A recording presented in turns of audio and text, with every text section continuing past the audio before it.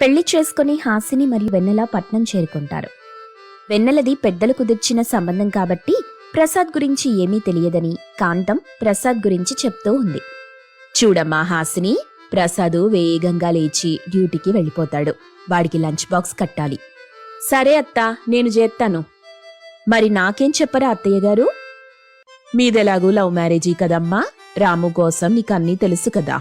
వెన్నెలకైతే కొత్త, ప్రసాద్ కోసం తనకేం తెలీదు. నువ్వు చెప్పత్తా ఏం చెయ్యాలను? అలా అనడంతో కాంతమ్మ చాలా సంతోషించింది. వెన్నెల పొద్దున్నే లేచి వాకిట్లో కల్లాపి జల్లి ముగ్గు పెడుతుంది. మరియు వాళ్ళ అత్తగారు చెప్పినట్టు వంట చేసి ప్రసాద్ కోసం క్యారేజీ రెడీ చేస్తుంది. వినవయ్యా పెనిమిటి, నీకోసం మధ్యాహ్నం తినడానికి ఇంత గిన్నెలోని బువ్వగట్టాను. మర్చిపోక మధ్యాహ్నం తిను. సరే, నేను తింటాను గాని నువ్వు పెనిమిటి అనకే. వినడానికి ఏదోలా ఉంది. నా పేరు మారిపోయిందేమో అనిపిస్తుంది. ప్రసాద్ అలా అనగానే వెన్నెల నవ్వుతూ లోపలికెళ్ళిపోయింది. ప్రసాద్ పనికి వెళ్ళిపోతాడు. అప్పుడే లేచి హాసిని బయటకొస్తుంది. అక్కా, కాఫీ కావాలి. ఏంటమ్మా ఇంత ఆలస్యంగా లేచావు? మీ అక్క చూడు, తెల్లవారే లేచి ఇంట్లో అన్ని పనులు చేసుకుంటుంది. మా అక్కకి చిన్నప్పటి నుండి అలవాటులేండి. నేను పట్నంలో చదువుకోవడం వల్ల నాకు అలవాటు లేదు. అత్తా, అట్ట అలవాటైపోద్దిలే. సెల్లి చిన్నప్పటి నుండి చదువుకోవడానికి వెళ్ళిపోయినది గదా. ఇంట్లో పనిలేది తెలీదులే అత్తా. నేను చెప్పి నేర్పిస్తాలే. ఇంట్లో పనులేవి చెయ్యక్కర్లేదు గాని రాము పనిలోకెళ్లేటప్పుడు మాత్రం లేచుంటే చాలు. హాసిని కోపంతో తన గదికి వెళ్ళిపోయింది. కాంతం స్నేహితురాలైన సుజాత కోడళ్లని చూడ్డానికి వాళ్ళింటికొచ్చింది. రా, లోపలికి రా సుజాత. బాగున్నావా?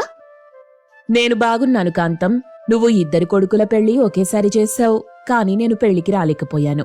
ఎందుకంటే ఆ రోజు మా ఆడపడుచు కూతురు పెళ్లి కూడా ఉండటం వల్ల. అవునా? సర్లే, పెళ్లి బాగా జరిగింది కదా?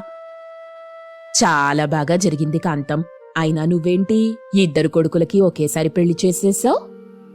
మా చిన్న కొడుకు రాము మరియు హాసిని ప్రేమించుకున్నారు. వాళ్ల పెళ్లి మాటలు మాట్లాడడానికి వాళ్ళ అక్క వెన్నెలొచ్చింది.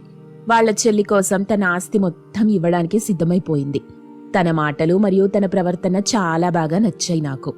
వెన్నెలని మా పెద్దబ్బాయి ప్రసాద్కిచ్చి పెళ్లి చేయమని అడిగాను. వాళ్ళందరూ ఒప్పుకున్నారు. మరెందుకని వివాహం చేయించేశాను. చాలా మంచి పని చేశావు.